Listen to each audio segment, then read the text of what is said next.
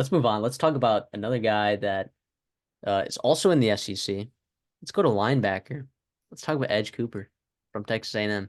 Now I know a lot of people have Peyton Wilson as their linebacker one, and spoiler, we will talk about him on this show as well.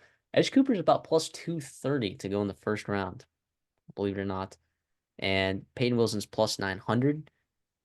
So if you believe a linebacker will go in the first round, which a lot of people didn't believe that last year, and one did, actually pretty early, top 20, Jack Campbell going up there. Uh, and not everyone had Jack Campbell as their number one linebacker either in that class. So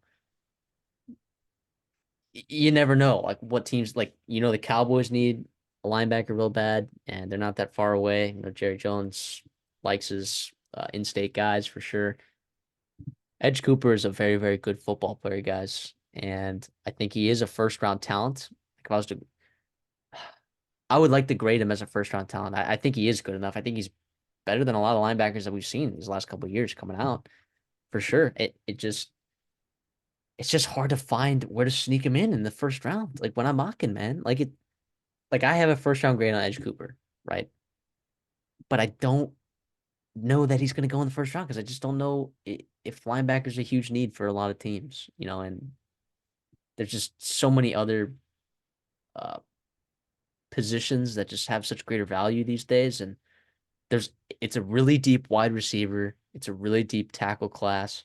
Like when those two spots in the draft are loaded, and sometimes it's like those are premium positions, so you make it think like we like to think that it's deep. But there are years when you don't think the wide receiver classes are as deep. But anyways, that's a tangent. But what I'm trying to say is the wide receiver and offensive line positions are so stacked this year. You're going to see a lot of those guys.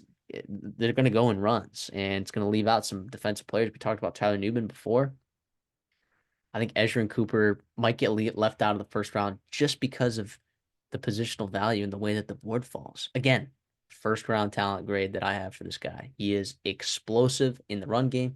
He's good in coverage. He's got good size. He takes on blockers. He's very effective. You don't need him to call defense, but if you just have him headed downhill and just let him make plays, he is very, very, very athletic. And I was screaming for them to play him last year, and they refused to for some reason. I don't know why. Remember that? Remember that whole thing that I It's had? awful.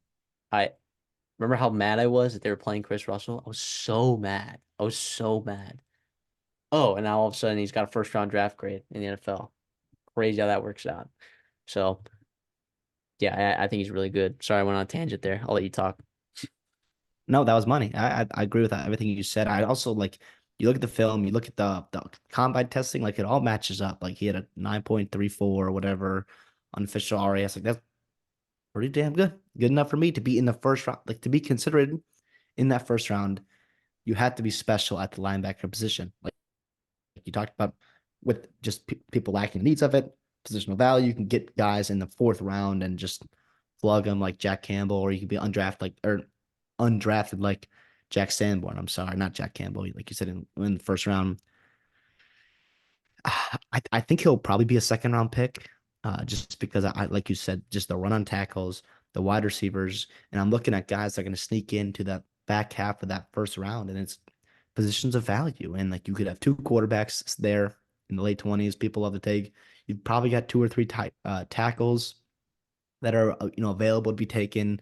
A couple of edge guys that are pretty freaky and whatnot. So like it's just going to be hard to find him to be in that top 32. Deservingly so. Yeah, absolutely. He absolutely deserved to be in the first round. But like you said, it's tough to be a linebacker in 2024 on draft night. But it's also like I do wonder if we're getting closer to where that position is becoming a value. I think it's pretty hard to find darn good linebackers. And like you've seen the bust rate in that first round. And I think that's going to scare some teams Especially thinking for about off-ball Kenneth. linebackers. Exactly.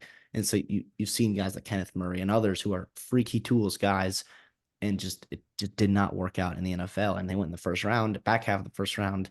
And obviously, those teams would rather have those picks back. But I do think like that speaks to the importance of like being able to find a guy that has the tools and can make plays for you like that. I mean, Yeah, but we'll at see. linebacker, Dude, film matters so much at the linebacker position, right? And Kenneth Murray has pretty good film, but you know who had unreal film that people were shocked when he got taken in the first round? I go back to I believe it was the draft after no. I'm trying to find the draft. 20 uh but what's his name for the Seahawks Jordan from Texas Brooks. Tech? Jordan Brooks. He had Yeah. absolutely nuts film. And people were shocked. They're like, oh, that's such a reach, such a reach. Look at him now. So sometimes it's not about the tools you got, sometimes it's about the film. But the thing about Edge Cooper's you got both. Like, would you have a higher grade on Edge Cooper than Patrick Queen coming out? Uh, Probably. Yeah, probably. I think Patrick so Queen, too. like again, yeah, I like the problem is with this where like you could if you want to take Patrick Queen in the first round, right back in what was that 2019, 2020, For 20. you 2020, you could have taken, you could take James Williams, who's a converted safety coming down to linebacker in the fourth round, right? Or wherever you can get him at. So I think that's part of the value is like if you want to find a toolsy guy you can reach on and you don't have to play him right away, like you can get that in the fourth round, right? But if you pick someone a linebacker in the first round, they have to play day one. And that's the problem with sometimes these guys need time to develop. I don't think Edge Cooper does. I think like he's played a lot of football, right? I believe he's a fourth year guy, if I'm not mistaken. Obviously, he didn't get real playing time until this year and last year, but he still had 300 snaps the year before that.